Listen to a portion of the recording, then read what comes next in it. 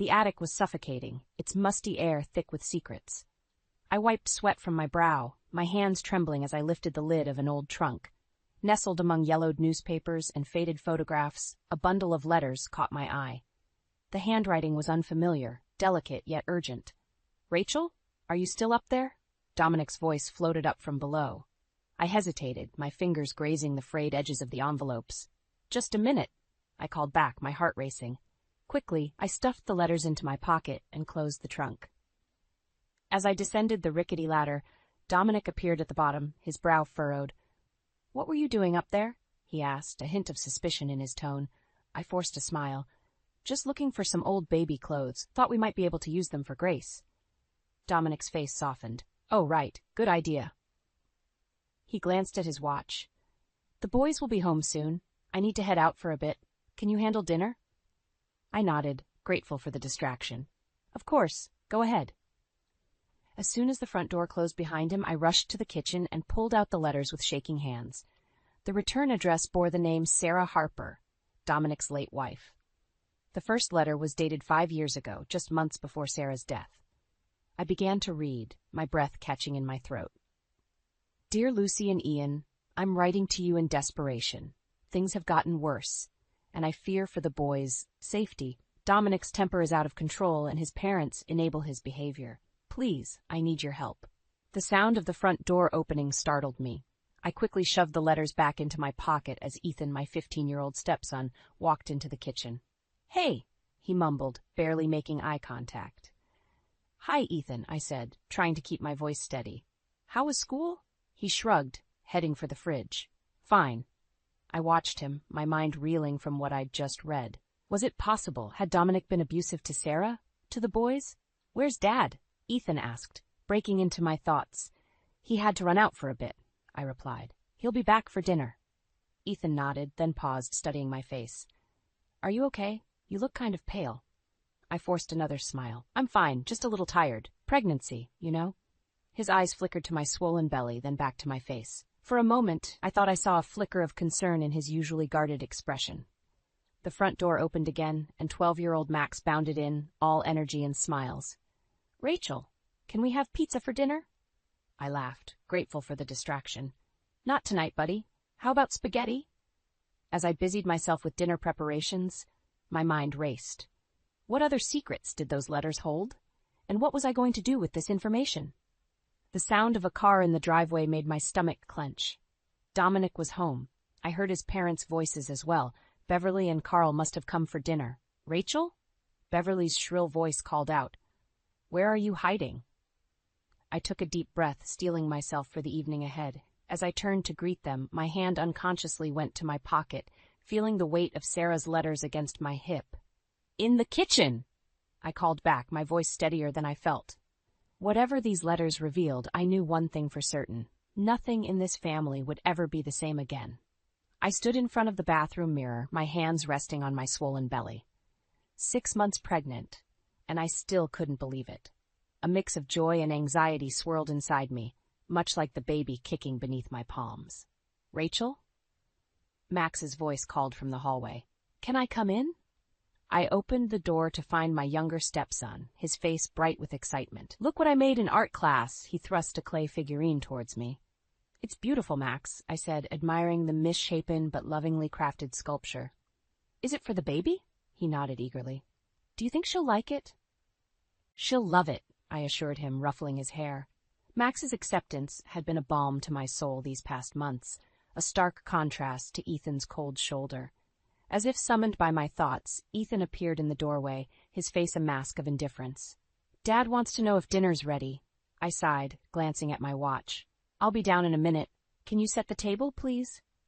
Ethan shrugged and turned away without a word. Max gave me an apologetic look before scampering after his brother. Downstairs, I found Dominic in his study, buried in paperwork. "Honey," I said, knocking gently on the open door. "Dinner's almost ready." He looked up, distracted. "Oh, right. I'll be there in a sec." I hesitated, then plunged ahead. I was thinking, maybe we could tell the boys about the baby tonight? Dominic's brow furrowed. "Are you sure that's a good idea? Ethan's still adjusting to everything." "It's been over a year, Dominic," I said, frustration creeping into my voice. And I'm showing. We can't keep it a secret much longer. He sighed, rubbing his temples. Fine, we'll tell them after dinner. The meal was a tense affair, with Ethan pushing food around his plate and Max trying to fill the silence with chatter about school. As we cleared the dishes, Dominic cleared his throat. Boys, Rachel and I have some news, he began. Ethan's head snapped up, his eyes narrowing. Max looked between us, curiosity written across his face. We're going to have a baby, I said, my hand instinctively moving to my belly. You're going to have a little sister. Max's face lit up. Really? That's awesome. He jumped up to hug me, nearly knocking me off balance. Ethan, however, remained stone-faced. Congratulations, he said flatly, pushing back from the table. May I be excused? Ethan, wait, Dominic called, but the boy was already halfway up the stairs. I felt tears pricking at my eyes. I'll go talk to him, I said, but Dominic shook his head. Let him cool off. I'll handle it later. But later never seemed to come with Dominic. As the weeks passed, the tension in the house grew thicker. Ethan retreated further into himself, while Max's excitement about the baby only seemed to widen the rift between the brothers. One afternoon I found myself alone in the house, the weight of Sarah's letters heavy in my mind. I hadn't dared read more since that first day, but now, with silence pressing in around me, I couldn't resist. I retrieved the bundle from its hiding place and began to read. Sarah's words painted a picture of a family in crisis. Dominic's temper, his parents' interference, her growing fear for her children's well-being. Tears streamed down my face as I read the final letter, dated just days before Sarah's death. If anything happens to me, she wrote, please, Lucy and Ian, take care of my boys. Don't let them forget that they're loved. The sound of the front door slamming jolted me back to reality. I quickly hid the letters as Ethan stormed into the kitchen. Ethan? I called, my voice shaky. Is everything okay? He whirled to face me, his eyes blazing with a mix of anger and pain I'd never seen before. Why do you care? He spat. You're not my mother. You're just the woman who's trying to replace her. His words hit me like a physical blow. As he stormed upstairs, I sank into a chair, one hand on my belly, the other clutching Sarah's letters. In that moment, I realized that the family I'd thought I was joining was built on a foundation of secrets and pain, and I was caught right in the middle of it all. The doorbell chimed, and my heart sank. Beverly and Carl were early as usual. I smoothed my dress over my 8-month belly and plastered on a smile. Rachel, darling! Beverly's saccharine voice grated on my nerves as she swept into the house. My, you're looking robust. I bit back a retort. Hello, Beverly. Carl, please, come in. Carl grunted, eyeing me critically. Where's Dominic? Still at work, I replied, leading them to the living room. He should be home soon. Beverly sked. Working so late with a baby on the way? I hope you're not putting too much pressure on him, Rachel. I clenched my jaw. Dominic makes his own choices. Of course he does, Beverly said, her tone dripping with condescension. Now, where are my grandsons? As if on cue, Max bounded down the stairs. Grandma! Grandpa! He hugged them both, then turned to me. Rachel, can I show them the nursery? Before I could answer, Beverly interjected. Oh, you've been helping with the nursery? How sweet. I'm sure Rachel appreciates any help she can get, being so inexperienced. I saw Max's face fall slightly. Actually, I said, forcing my voice to remain calm, Max has been a huge help. He's got quite an eye for design. Beverly's lips thinned. Well, isn't that lovely? Carl, why don't you go with Max? I'd like to have a little chat with Rachel.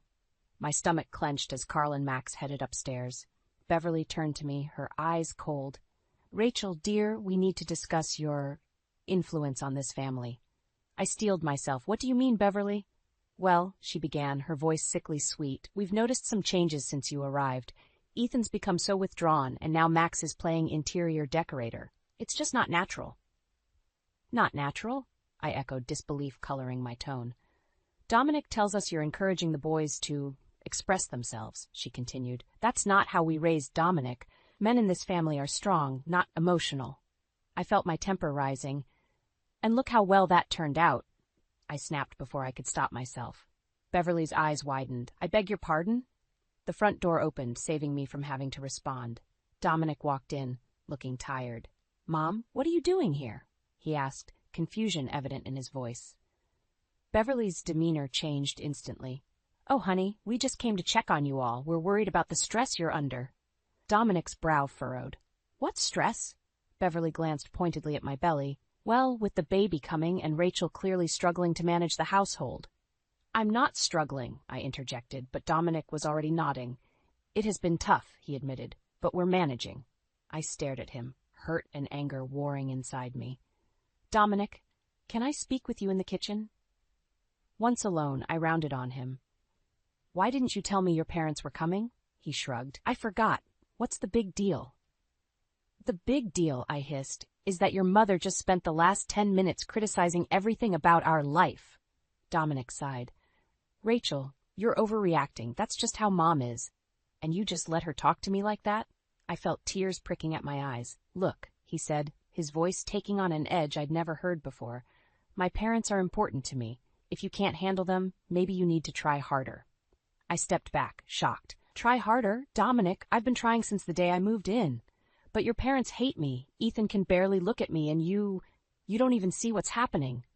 What's happening, he growled, is that you're turning my family against me. The words hung in the air between us, heavy and final. I opened my mouth to respond, but a sharp pain in my abdomen made me gasp instead. Dominic's anger morphed into concern. Rachel? What's wrong? I clutched my belly, panic rising. I think the baby's coming. As Dominic rushed to call the hospital, I leaned against the counter, breathing heavily. Through the haze of pain, one thought crystallized in my mind. Something had to change, and soon.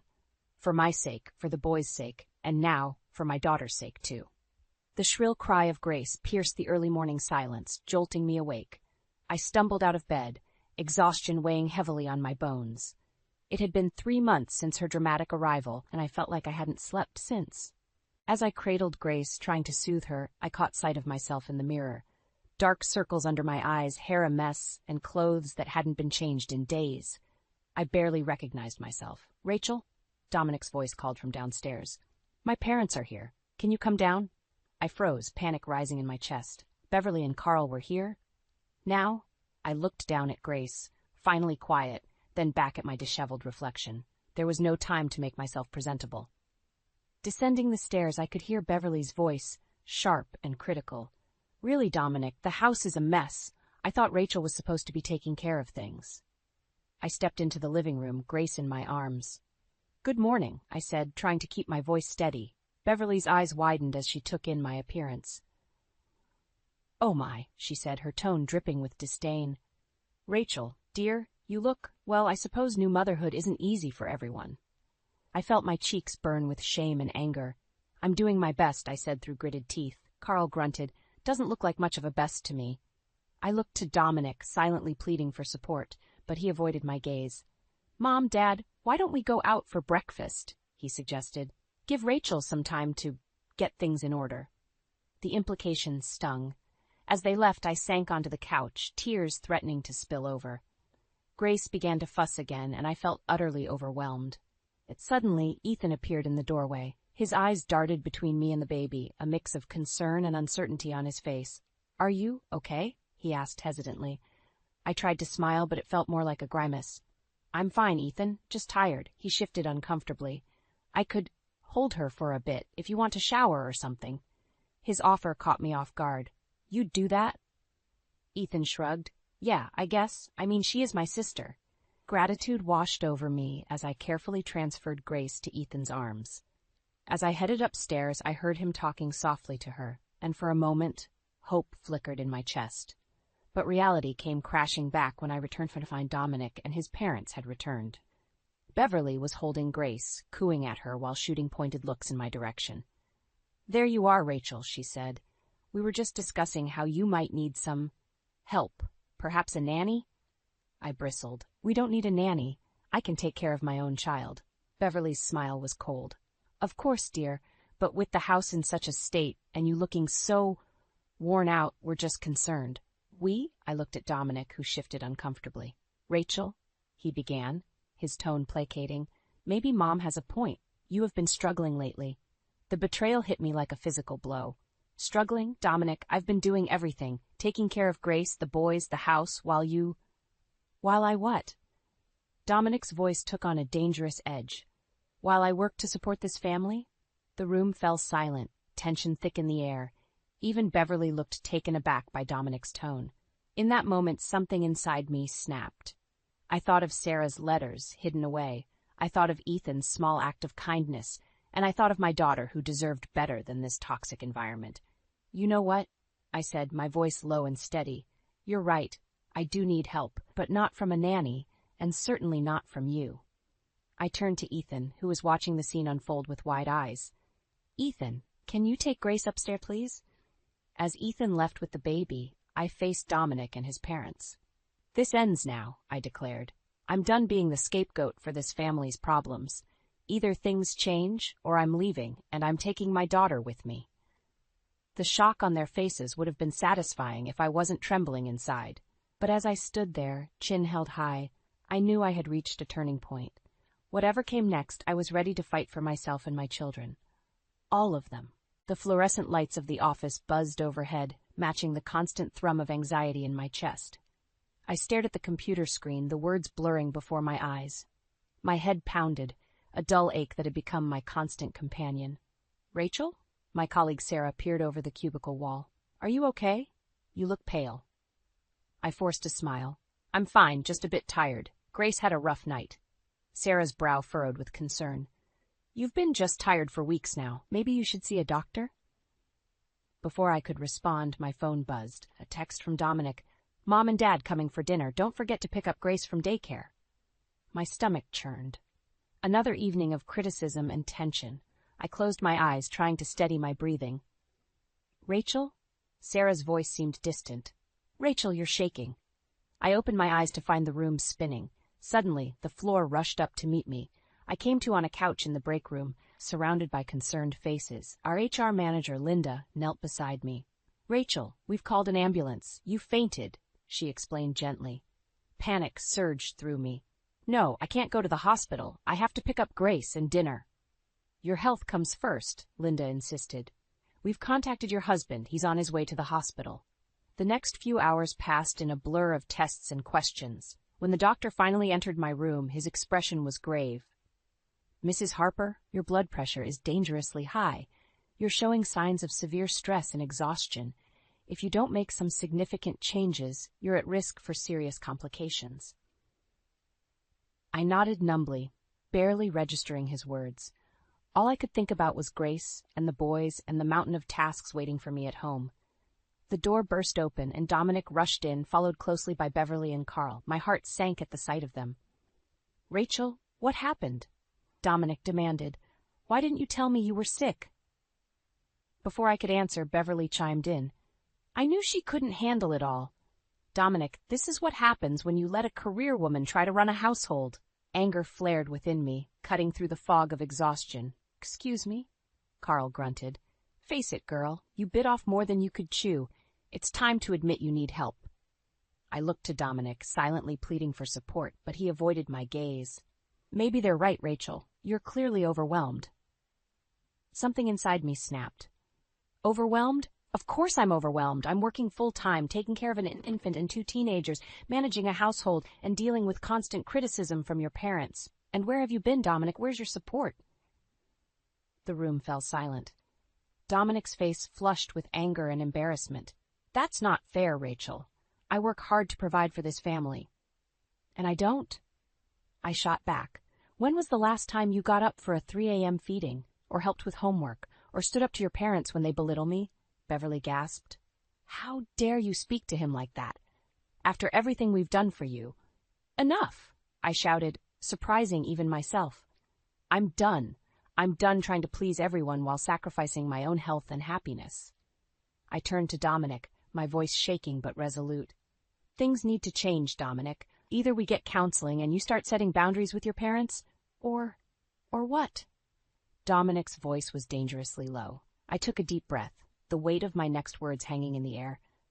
"Or I'm leaving, and I'm taking Grace with me." The stunned silence that followed was broken only by the steady beep of the heart monitor. In that moment, staring into Dominic's shocked face, I knew there was no going back. Whatever came next, I had to prioritize my health and my children's well-being. The time for compromise was over. Now, It was time to fight. I stood in the kitchen, mechanically stirring a pot of soup, my mind a whirlwind of thoughts. The house was eerily quiet. Dominic had taken Grace to his parents for the day, a thinly veiled attempt to give me a break after my hospital scare. But the silence only amplified my inner turmoil.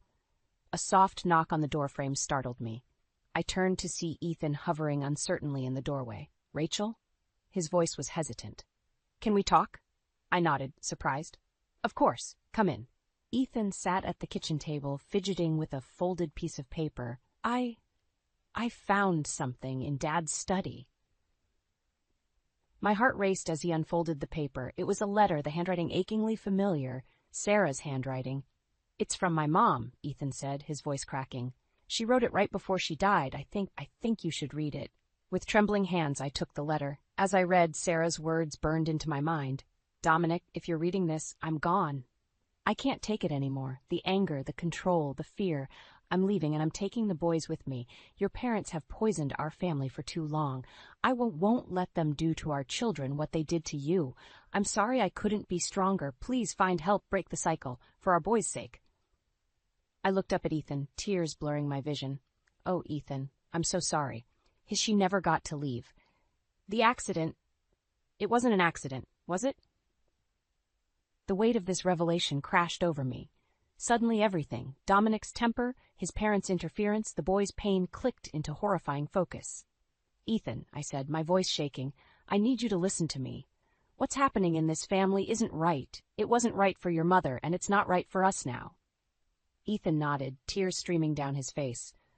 "I know, I've known for a while. I didn't know what to do."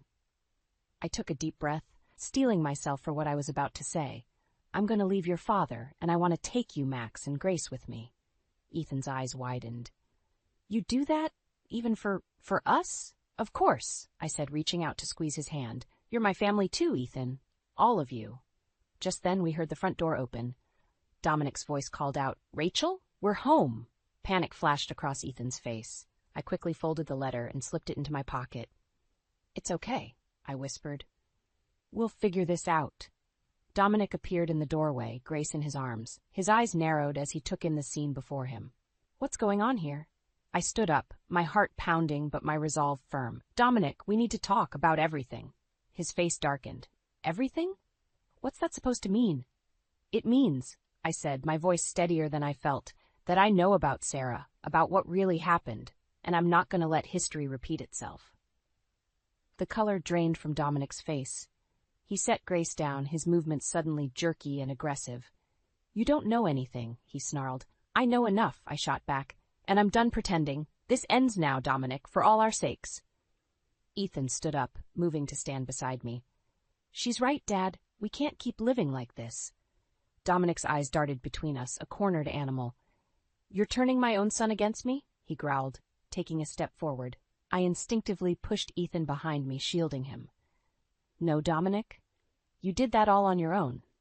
As Dominic advanced, rage contorting his features, I realized with crystal clarity that this was the moment everything would change. There was no going back now. Whatever came next, I had to be ready to fight. Not just for myself, but for all 4 children who were counting on me. With one hand reaching for Grace and the other holding Ethan's arm, I braced myself for the storm that was about to break. The words hung in the air, heavy and final. "I want a divorce, Dominic." His face contorted with rage, a vein pulsing in his forehead. "You what?" I stood my ground, heart racing but voice steady. "You heard me. I'm leaving, and I'm taking the children with me." Dominic's laugh was cold, mirthless. "You think you can just walk away? Take my kids?" "Our kids," I corrected. "And yes, I can. I will." His eyes darted to Ethan, who stood beside me, then to Max, who had appeared in the doorway, drawn by the commotion. "Boys," Dominic said, his voice dangerously calm, "go to your rooms, now." Neither moved. Max spoke up, his voice trembling but determined. "No, Dad. We're staying with Rachel." Dominic's facade cracked. "What did you say to them?" He snarled at me. "How dare you turn my own children against me?" "We made our own choice," Ethan said. "We know what you did to Mom, what you've been doing to all of us." The color drained from Dominic's face. "You don't know anything," he hissed. "We know enough," I said, pulling Sarah's letter from my pocket. "And so will the police if you try to stop us." Dominic lunged forward, but Ethan stepped between us. "Don't touch her," he warned. For a moment, I saw a flicker of shock in Dominic's eyes, as if truly seeing his son for the first time. Then his expression hardened. "Fine," he spat. "Leave, but don't think this is over." As we hurried to pack essentials, my phone buzzed. A text from an unknown number. "This is Lucy Miller. We need to talk." My heart skipped a beat. Ethan and Max's maternal grandparents, the ones Dominic had kept away for years. I quickly replied, arranging to meet them. Hours later, we sat in a quiet cafe, the boys reuniting tearfully with their grandparents. Lucy clutched my hand. "Thank you," she whispered. "We've been trying to reach them for so long." Ian's face was grim. "We always suspected something was wrong, but Dominic kept us away, said we were a bad influence." "He was the bad influence," Max said bitterly. "Him and his parents." A chill ran down my spine. "His parents," I repeated. "Oh God, Beverly and Carl, they'll be furious when they find out." As if on cue, my phone exploded with notifications. Missed calls from Beverly, threatening texts from Carl, and a voicemail from Dominic that made my blood run cold. "You think you've won?" His voice slurred, clearly drunk. "This isn't over. I'll take everything from you. The kids, the house, everything. You'll regret the day you crossed me, Rachel." I looked up at the concerned faces around me. "We need to go," I said urgently. "It's not safe here anymore." Lucy squeezed my hand. "Come stay with us. We have plenty of room and Dominic doesn't know where we live." As we drove to Lucy and Ian's house, my mind raced. How had it come to this? Running from the man I once loved with 4 children depending on me? Ethan's voice broke into my thoughts. "Rachel, are we going to be okay?" I met his eyes in the rearview mirror, seeing the fear and hope battling there. I thought of Sarah's letter, of the years of abuse and manipulation, of the strength it took to break free. "Yes," I said, my voice stronger than I felt. "We're going to be okay. It won't be easy, but we're together now, and we're going to fight for the life we deserve." As we pulled up to Lucy and Ian's house, I saw Beverly and Carl's car parked across the street. My heart plummeted. How had they found us so quickly? "Stay in the car?" I told the children, my voice tight with fear. "Lock the doors. I'll handle this." As I stepped out to face my in-laws, I knew this was it, the moment that would define our future. Everything was at stake, and I had to be ready for whatever came next. I stood on the porch, my heart pounding as Beverly and Carl approached. Behind me, I could hear Lucy and Ian ushering the children inside. "Where do you think you're going with our grandchildren?" Beverly's shrill voice cut through the air. I took a deep breath, steeling myself. "They're safe, Beverly. That's all that matters." Carl's face reddened. "You have no right to take them, Dominic." "Dominic lost that right," I interrupted, my voice steady. "And so did you." Just then, a car screeched to a halt behind them. Dominic stumbled out, his eyes wild with rage. "You," he snarled, pointing at me. "You've ruined everything." As he lurched towards me, Ethan burst out of the house, placing himself between us. "Stop right there, Dad," he warned. Dominic froze, shock momentarily replacing anger. "Ethan, what are you doing?" "Protecting my family," Ethan replied, his voice trembling but resolute. "The way you never did." Beverly gasped. "How dare you speak to your father that way?" "No," I said, stepping forward. "How dare you all treat these children like possessions instead of people? How dare you continue the cycle of abuse that nearly destroyed Sarah?" Carl's face paled. "What are you talking about?" I pulled out Sarah's letter, my hands shaking. "I know everything. About Sarah's plan to leave, about the accident that wasn't an accident, and so do the police." As if on cue, sirens wailed in the distance, growing closer. Dominic's face contorted with fury and fear. "You bitch," he spat. "You'll pay for this." He lunged forward, but Ethan was quicker. In a move that spoke of years of pent-up anger, he shoved his father back. Dominic stumbled, falling hard on the pavement. As the police cars pulled up, everything seemed to move in slow motion. Officers swarmed around us, separating Dominic and his parents from the rest of us. I watched as they were handcuffed and read their rights, feeling a strange mix of relief and sadness. Max appeared at my side, slipping his hand into mine. "Is it over?" he asked, his voice small. I squeezed his hand. "Yes, sweetheart, it's over." Hours later, after statements had been given and plans set in motion, we sat in Lucy and Ian's living room. Grace slept peacefully in my arms, while Ethan and Max leaned against me on either side. "What happens now?" Ethan asked, his voice heavy with exhaustion.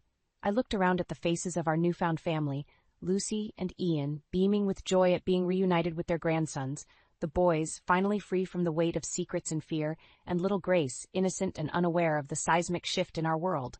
"Now," I said, my voice thick with emotion, "we heal. We build a new life, one filled with love and honesty and support." Lucy reached out, squeezing my hand. "You're not alone in this, Rachel. We're all here for you and the children." I felt tears welling up, but for the first time in years they were tears of relief and hope. "Thank you," I whispered. "All of you. For being brave, for standing up for what's right." As the evening wore on, plans were made. Lucy and Ian offered us a place to stay until we could get back on our feet. We talked about therapy, about legal proceedings, about rebuilding our lives. Later that night, as I tucked the children into bed, Ethan caught my hand. "Rachel," he said softly, "I'm sorry I was so hard on you before. You saved us, just like Mom tried to do." I felt my heart swell with love and pride. "Oh, Ethan," I said, pulling him into a hug, "you saved us too. We all did together." As I closed their bedroom door, I paused in the hallway, overwhelmed by the events of the day. The road ahead wouldn't be easy, but for the first time in years, I felt hope blooming in my chest. We had broken free from the cycle of abuse and silence. We had chosen love over fear, truth over lies, and in doing so, we had found not just safety, but a true family, one built on trust, respect, and unconditional love. As I settled into bed, exhausted but at peace, I knew that whatever challenges lay ahead, we would face them together. Our journey of healing had only just begun, but we were finally on the right path, and that, I realized, was the greatest victory of all. The shrill ring of my phone pierced the quiet of our bedroom, startling me awake. I fumbled for it in the dark, my heart racing as I saw Evan's name on the screen. He never called this late. "Evan, what's wrong?" I asked, my voice thick with sleep. Silence greeted me, then a muffled sound. Was he crying? "Laura, I can't do this anymore," he finally said, his words slurred. "I've met someone else." The world tilted beneath me. I gripped the phone tighter, willing myself to have misheard. "What are you talking about? Where are you?" "I'm sorry, Laura. I should have told you sooner. I've been seeing her for months." My stomach lurched. "Months? Who is she?" "It doesn't matter. I'm leaving you. I'll be by tomorrow to get my things." The line went dead. I sat there frozen as the reality of what just happened crashed over me in waves. Hours later, I was still sitting on the edge of the bed when sunlight began to filter through the curtains. The chirping of birds outside felt like a cruel joke. How could the world go on as if nothing had changed? A knock at the door jolted me from my daze. I stumbled downstairs, hoping against hope that it was all a bad dream and Evan would be there, ready to apologize for a drunken mistake. Instead, I found Anna on my doorstep, concern etched across her face. "Laura, you look awful. What happened?" I crumpled into her arms, finally letting the tears flow. Between sobs, I managed to choke out, "Evan, he's leaving me. He's been cheating." Anna guided me to the couch, her arm around my shoulders.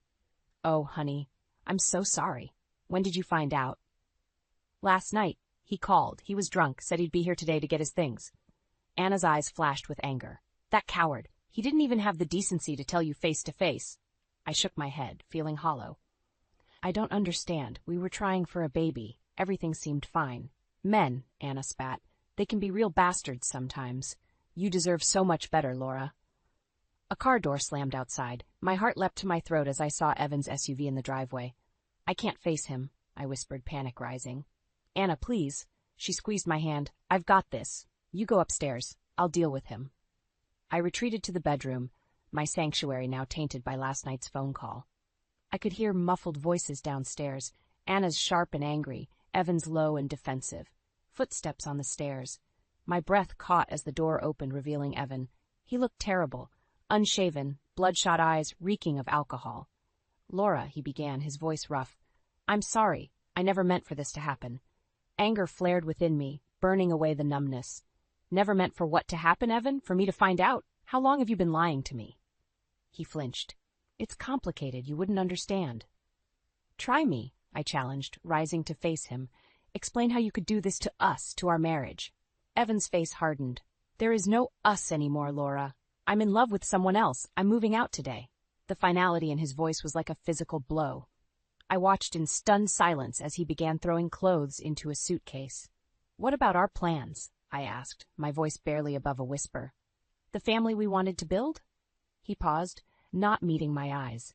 "Sometimes things don't work out the way we planned. You'll be better off without me." As he zipped up the suitcase, a wave of desperation washed over me. "Evan, please, we can work this out. We can go to counseling. Take some time." He shook his head. "It's too late for that. I'm sorry, Laura, I really am." With that, he was gone, leaving me alone with the shattered remains of the life we'd built together. I sank to the floor, surrounded by the echoes of broken promises and unanswered questions. Downstairs, I heard the front door close, followed by the roar of Evan's engine fading into the distance. Anna's soft footsteps approached, and I felt her arms wrap around me. "It's going to be okay," she murmured. "You're strong, Laura. You'll get through this." But as I sat there, my world crumbling around me, I wondered how I could possibly pick up the pieces of my shattered heart. The divorce papers lay on the coffee table, a stark reminder of how quickly life can change. I stared at them, my hand shaking as I reached for the pen. This wasn't how it was supposed to be. We were meant to grow old together, raise children, build a life. Now, all those dreams were crumbling before my eyes. A knock at the door startled me. Anna poked her head in, her eyes full of concern. "How are you holding up, sweetie?" I tried to smile, but it felt more like a grimace. "I'm fine, just processing." She sat beside me, wrapping an arm around my shoulders. "You don't have to be strong all the time, Laura. It's okay to fall apart sometimes." The dam broke. Tears streamed down my face as I leaned into her embrace. "I don't understand, Anna. Was I not enough? Did I do something wrong?" "No, honey, this is all on Evan. He's the one who broke his vows, not you." As if summoned by his name, my phone buzzed with a text from Evan. "We need to talk. Can I come over?" I showed Anna the message, my stomach churning. She frowned. "You don't owe him anything, Laura, but if you want to hear him out, I'll stay with you." Taking a deep breath, I typed a reply. "Fine. Be here in an hour." The next 60 minutes crawled by.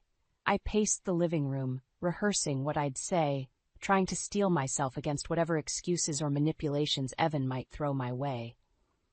When the doorbell rang, my heart leapt into my throat. Anna squeezed my hand before I went to answer it. Evan stood on the porch, looking more put together than the last time I'd seen him. The familiar scent of his cologne hit me, bringing a rush of memories I quickly pushed aside. "Laura," he said, his voice soft, "thank you for seeing me." I stepped back, letting him in, but maintaining my distance. "What do you want, Evan?" He glanced at Anna, then back to me. "Can we talk privately?" "Anything you have to say, you can say in front of Anna," I replied, crossing my arms. Evan sighed. "Fine. Look, I've been doing a lot of thinking. I made a terrible mistake. I want to come home to work things out." The words I'd longed to hear just days ago now rang hollow. "And what about her, the woman you've been seeing?" He had the decency to look ashamed. "It's over. It was never serious. You're the one I want to be with, Laura. We can start over, maybe even try for that baby we always wanted."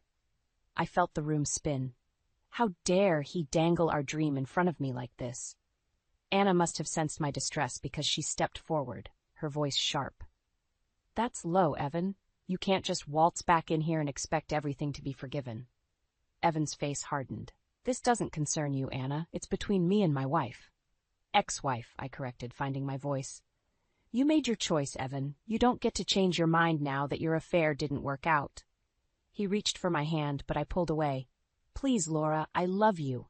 We can get past this." For a moment, I wavered. The thought of reconciliation, of salvaging our marriage was tempting. But then I remembered the pain, the betrayal, the sleepless nights wondering what I'd done wrong. "No," I said, my voice stronger than I felt. "We can't. I deserve better than this, Evan. Better than you." His face clouded with anger. "You'll regret this, Laura. You're not getting any younger. Who else would want you?" Anna stepped between us. "That's enough. Get out, Evan. Now." As the door slammed behind him, I collapsed onto the couch, my body shaking with sobs. Anna held me, murmuring words of comfort. "You did the right thing, Laura. I'm so proud of you." Through my tears, I nodded. It hurt. God, did it hurt, but for the first time since Evan's betrayal, I felt a glimmer of hope. Maybe, just maybe, I could rebuild my life without him. As night fell, I sat alone by the window, watching the stars emerge. The divorce papers still lay unsigned on the table, but I knew what I had to do. Tomorrow, I'd take the first step towards my new future, whatever that might hold. The doorbell rang, its cheerful chime a stark contrast to the dread pooling in my stomach. I knew who it was before I even opened the door. Claudia, my soon-to-be ex-mother-in-law, stood on the porch, her lips pressed into a thin line. "Laura," she said, her voice dripping with false sweetness. "We need to talk." I hesitated, then stepped aside to let her in. As she brushed past me, the scent of her expensive perfume filled the air, bringing back memories of tense family dinners and veiled criticisms. Claudia settled herself on the couch, eyeing the living room with barely concealed disdain. "I hear you're going through with this ridiculous divorce." "It's not ridiculous, Claudia," I said, fighting to keep my voice steady. "Evan made his choice." She waved her hand dismissively. "Men stray, Laura. It's what they do. A good wife learns to look the other way." I felt my cheeks flush with anger. I deserve better than that. I deserve faithfulness and respect. Claudia's eyes narrowed. "What you deserve is irrelevant. What matters is family. And you, my dear, have failed spectacularly at that." Her words hit me like a physical blow. I knew what was coming next, but it didn't make it any easier to hear. "How long have you and Evan been trying for a baby?" she continued, her voice sharp. 5 years, and not so much as a false positive. It's no wonder he looked elsewhere. Tears pricked at my eyes, but I refused to let them fall. "That's not fair. We both wanted children. It wasn't just my—" "Oh, please," Claudia interrupted. "We both know Evan is perfectly capable. The problem lies with you." I took a deep breath, trying to center myself. Infertility is complex, Claudia. It's not always about blame. She stood pacing the room like a caged tiger. "Blame? Who's talking about blame? I'm talking about responsibility. Your responsibility to this family, to give Evan the children he deserves." "The children he deserves," I repeated, incredulous. "What about what I deserve? A faithful husband, a supportive family?" Claudia whirled on me, her eyes flashing. "You ungrateful little—" She caught herself, smoothing her expression into one of concern. "Laura, dear, I'm only thinking of your best interests. You're not getting any younger. Who else would want you?" The echo of Evan's words from the other day sent a chill down my spine. "I don't need anyone to want me, Claudia. I want myself. I choose myself." She laughed, a cold, brittle sound. "Don't be naive. You'll die alone, surrounded by cats, while Evan moves on and has the family he's always wanted." Something inside me snapped. Years of pent-up frustration and hurt came pouring out. "Get out," I said, my voice low and dangerous. "Get out of my house right now." Claudia blinked, taken aback by my sudden ferocity. "Now, Laura." "No," I cut her off. "I'm done listening to you. I'm done letting you make me feel small and inadequate. Evan's affair is not my fault. Our fertility struggles are not my fault. The only thing I'm guilty of is staying in this toxic situation for far too long." I strode to the front door, throwing it open. "Leave, Claudia, and don't come back." For a moment, she stood there, shock written across her face. Then her features hardened. "You'll regret this, Laura. When you're all alone, with nothing and no one, you'll wish you'd listened to me." As she stormed out, I slammed the door behind her, my whole body shaking. I leaned against it, sliding down to the floor as sobs racked my body. Minutes or hours later, I couldn't tell. I heard a key in the lock. Anna's worried face appeared as the door opened. "Laura, oh honey?" She knelt beside me, pulling me into a hug. "What happened?" Through hiccuping sobs, I recounted Claudia's visit. Anna's face grew stormy as I spoke. "That witch," she muttered. "Laura, look at me." She tilted my chin up, her eyes fierce. "You are strong, you are worthy, and you are not alone. We're going to get through this together, okay?" I nodded, clinging to her words like a lifeline. As the sun set outside, casting long shadows across the living room, I made a silent vow to myself. No more letting others define my worth. It was time to reclaim my life on my own terms. The law office of Jameson and Associates loomed before me, its glass facade reflecting the morning sun. I took a deep breath, smoothing my blouse and straightening my shoulders. This was it, the first step towards reclaiming my life. Anna squeezed my hand. "You've got this, Laura. I'll be right here when you're done." I nodded, grateful for her unwavering support. As I pushed through the revolving doors, I felt a strange mix of terror and exhilaration. For the first time in years, I was taking control of my destiny. "Laura Thompson?" A smartly dressed woman approached me. "I'm Melissa Jameson. Please come this way." She led me to a sleek conference room, gesturing for me to take a seat. "Before we begin, I want you to know that everything you say here is confidential. I'm here to protect your interests, Laura." I nodded, my mouth suddenly dry. "Thank you. I'm not sure where to start." Melissa's eyes softened. "Why don't you tell me about your marriage? When did things start to go wrong?" For the next hour, I poured out my heart. The years of trying for a baby, the growing distance between Evan and me, the devastating revelation of his affair. Melissa listened intently, taking notes and occasionally asking for clarification. "Laura," she said finally, her tone serious, "based on what you've told me, I believe we have a strong case for divorce. However, there's something else we need to discuss." My heart raced. "What is it?" She slid a folder across the table. "Our investigators have uncovered some concerning financial activity in your joint accounts." With trembling hands, I opened the folder. Page after page of bank statements, transfers to unknown accounts, large withdrawals. My head spun as I tried to make sense of it all. "What does this mean?" I whispered. Melissa leaned forward. "It appears that Evan has been systematically moving money out of your shared accounts for months, possibly years." The room tilted. I gripped the edge of the table, fighting waves of nausea. How much?" "We're still calculating the total, but it's substantial. Hundreds of thousands, at least." A hysterical laugh bubbled up in my throat. "But that's impossible. We don't have that kind of money." Melissa's expression was grim. "I'm afraid you did, Laura. The question now is, where did it go?" As the implications sank in, a cold fury replaced my shock. All those years of scrimping and saving, putting off vacations, delaying home repairs, while Evan was secretly siphoning away our future. "What do we do now?" I asked, my voice barely above a whisper. "We fight," Melissa said firmly. "We'll file for divorce immediately and petition for a full financial disclosure. If Evan has hidden assets, we'll find them." I nodded, a strange calm settling over me. "Do it. I want everything he took from me." As I left the office, my mind reeled with everything I'd learned. Anna took one look at my face and pulled me into a fierce hug. "What happened in there?" she asked. I pulled back, meeting her concerned gaze. "Evan's been stealing from me, Anna, for years. Everything we worked for, it's gone." Her eyes widened in shock, then narrowed with anger. "That bastard. Laura, I'm so sorry." I shook my head, a newfound determination coursing through me. "Don't be. This changes everything. I'm not just fighting for my freedom anymore. I'm fighting for justice." As we walked to the car, I felt a shift inside me. The Laura who had walked into that office, scared, uncertain, was gone. In her place stood a woman ready to face whatever challenges lay ahead. "Anna," I said, pausing by the car door, "I need a favor." "Anything," she replied without hesitation. I met her gaze, my voice steady. "I need you to help me pack up the house. I'm not spending another night under the same roof as Evan's lies." Anna's face broke into a fierce grin. "Now that's the Laura I know. Let's go show that cheating thief what you're made of." As we drove away from the law office, I felt a weight lift from my shoulders. The road ahead would be hard, but for the first time in months I felt hope. This wasn't the end of my story. It was just the beginning. The courthouse loomed before me, its stone facade a silent witness to countless battles fought within its walls. Today it would bear witness to mine. I clutched my folder of documents, each page a testament to Evan's betrayal and deceit.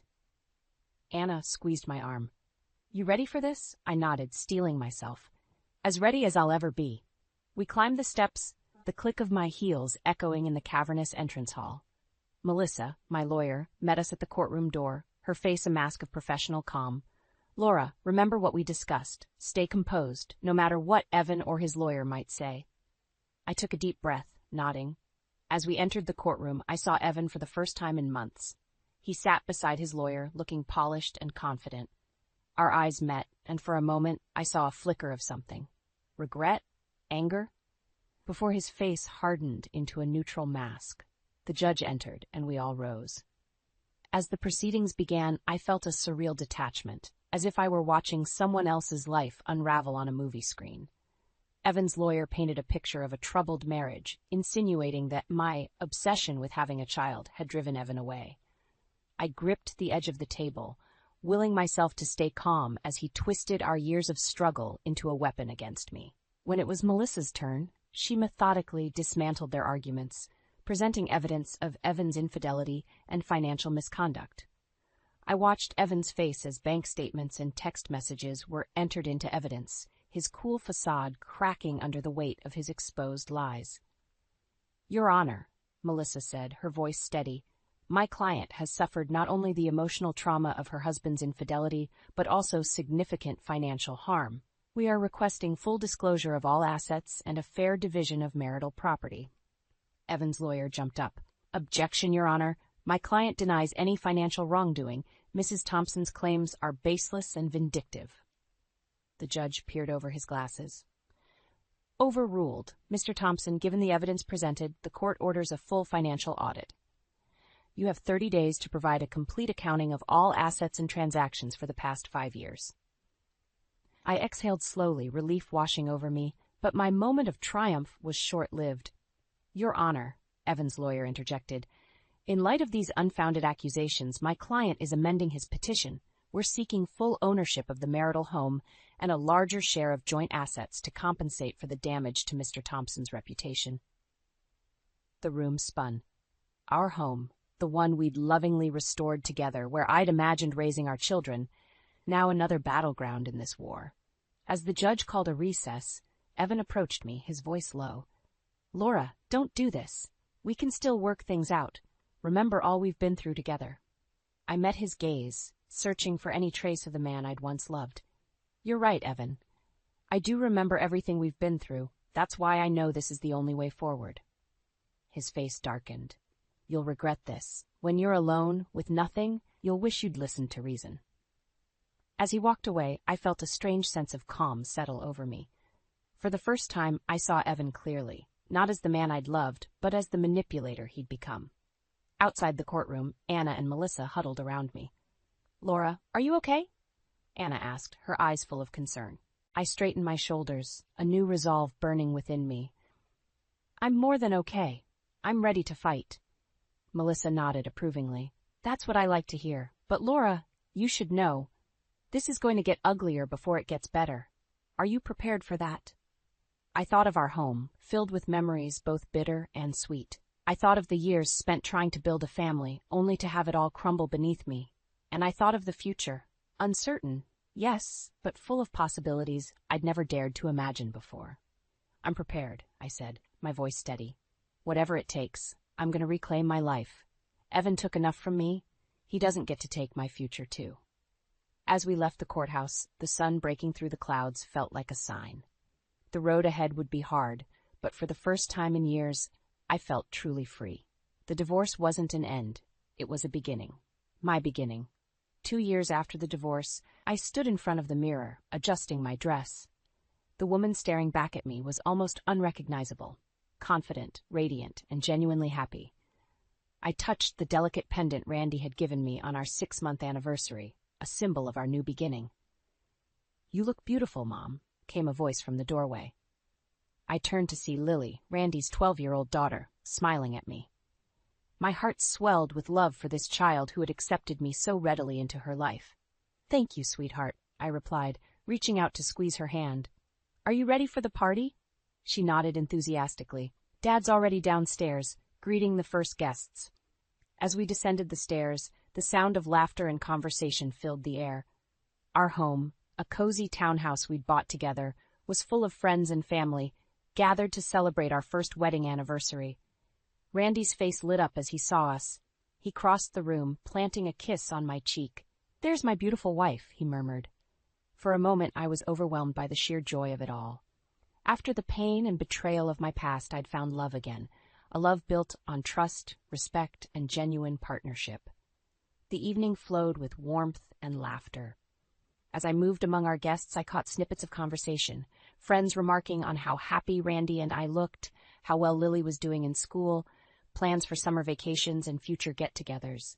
It was during a lull in the party that I felt it, a sudden wave of nausea that had me gripping the kitchen counter for support. Anna, ever observant, was at my side in an instant. "Laura, are you okay?" she asked, concern etched on her face. I nodded, taking deep breaths. I'm fine. Just a little dizzy. It's probably the champagne. But as the night wore on, the feeling persisted. By the time the last guest had left and we'd finished cleaning up, exhaustion hit me like a tidal wave. Randy noticed immediately. Honey, you look pale. Why don't you go lie down? I'll finish up here. I didn't argue, collapsing onto our bed fully clothed. As I drifted off to sleep, a nagging thought tugged at the edges of my consciousness, but I was too tired to grasp it. The next morning, I woke to find Randy already up, Lily's laughter drifting up from the kitchen. As I sat up, that same wave of nausea hit me. Suddenly, everything clicked into place. With trembling hands, I counted back the days since my last period. How had I not noticed? We'd been so careful, knowing the heartbreak I'd experienced before. I crept to the bathroom, thankful for the pregnancy test I'd kept hidden away, a remnant of my past life with Evan. The 3 minutes it took for the results felt like an eternity. When I finally looked down at the stick, my world tilted on its axis. 2 pink lines stared back at me, unmistakable and life-changing. Pregnant. After years of trying, of heartbreak and loss with Evan, here I was, expecting a child with Randy. Joy and terror warred within me. What if something went wrong? What if I couldn't carry to term? And how would Lily feel about a new sibling? I sank to the bathroom floor, overwhelmed by the magnitude of this moment. Memories of my past struggles flooded back. The disappointment each month, the failed treatments, the way Evan had eventually blamed me for our inability to conceive. But this was different. I was different. Randy was different. A soft knock on the door startled me. Laura? Randy's voice was tinged with worry. Are you okay in there? I looked at the test in my hand, then at my reflection in the mirror. The woman looking back at me had weathered storms and come out stronger. She had found love again, built a new family, and now stood on the precipice of a dream she'd thought lost forever. Taking a deep breath, I opened the door. Randy's concerned face came into view, and I felt a surge of love so strong it nearly knocked me off my feet. Randy, I said, my voice barely above a whisper, I have something to tell you. The doctor's office was eerily quiet as Randy and I sat hand in hand, waiting for the results of my latest ultrasound. At 20 weeks pregnant, every appointment felt like walking a tightrope between hope and fear. Laura Thompson, a nurse called, and we both stood, hearts racing. Dr. Patel greeted us with a warm smile, but I could sense an undercurrent of tension. Laura, Randy, please have a seat. I gripped Randy's hand tighter as Dr. Patel pulled up the ultrasound images on her computer screen. As you can see, she began, pointing to a grainy black and white image, the baby's development is progressing well in most areas. However, I'm concerned about the size of the fetus. It's measuring smaller than we'd expect at this stage. The world seemed to tilt beneath me. What does that mean?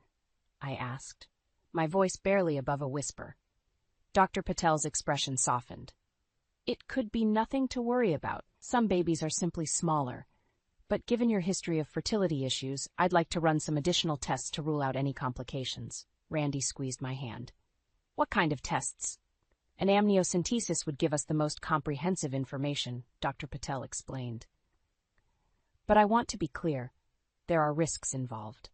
As she detailed the procedure and its potential complications, I felt as if I were underwater, her words muffled and distant. All I could think about was the tiny life growing inside me, the miracle I'd waited so long for, now potentially at risk. Laura, Randy's voice broke through my haze. What do you think? I looked from him to Dr. Patel, then down at my slightly rounded belly. I need to think about it. The drive home was silent, both of us lost in our own thoughts. As we pulled into the driveway, I saw Lily peering out the window, waving excitedly. The sight of her brought fresh tears to my eyes. Inside, our babysitter quickly picked up on the tension. Is everything okay? She asked as she gathered her things. Randy forced a smile. Just a long day. Thanks for watching, Lily. As soon as the door closed behind her, Lily bounded up to us. How's the baby? Did you get new pictures? I felt my throat constrict. The baby's fine, sweetheart. Why don't you go start your homework? We'll talk more at dinner. Once Lily was upstairs, I collapsed onto the couch, the weight of the day finally crashing down on me. Randy sat beside me, pulling me close. Talk to me, Laura, he murmured. What are you thinking? I took a shuddering breath. I'm terrified, Randy. What if something's wrong? What if I lose this baby too? He held me tighter. We don't know that anything's wrong, and whatever happens, we'll face it together. But as the days passed, the fear grew. Every twinge, every moment I didn't feel the baby move sent me into a spiral of panic. I found myself withdrawing, spending hours researching every possible complication, torturing myself with worst-case scenarios. A week after the appointment, I sat at the kitchen table, staring at the amniocentesis consent forms. The risks swam before my eyes: miscarriage, infection, preterm labor. How could I make this decision? The sound of the front door opening startled me. Lily burst in, followed by Randy. "Mom, Dad says we can order pizza tonight. Can we get extra cheese?" Lily's excitement was palpable. I tried to smile, but it felt more like a grimace. "Sure, sweetie, whatever you want." Randy's brow furrowed as he took in the scene, the scattered papers, my red-rimmed eyes. "Lily, why don't you go decide on a movie for us to watch later?" Once she was out of earshot, Randy knelt beside me. "Laura, this can't go on. You're making yourself sick with worry." I couldn't meet his eyes. "I can't help it. Every time I close my eyes, I see all the ways this could go wrong. I don't know if I can survive losing another baby." Randy cupped my face in his hands, forcing me to look at him. "Listen to me. You are the strongest person I know. Whatever happens, we will get through it, but you have to let me in. Let me help you carry this burden." As I looked into his eyes, so full of love and concern, something inside me broke. The walls I'd been building crumbled, and I collapsed into his arms, sobbing. "I'm so scared," I whispered. "I know," he murmured, stroking my hair. "I am too, but we're in this together. You, me, Lily, and this baby. We're a family." In that moment, surrounded by Randy's love and the sounds of Lily humming upstairs, I made my decision. Whatever challenges lay ahead, I would face them head on. For my family, all of them. The hospital waiting room buzzed with nervous energy as I sat, one hand on my swollen belly, the other clutching Randy's. At 36 weeks pregnant, we were here for what should have been a routine checkup, but nothing about this pregnancy had been routine. "Laura Thompson?"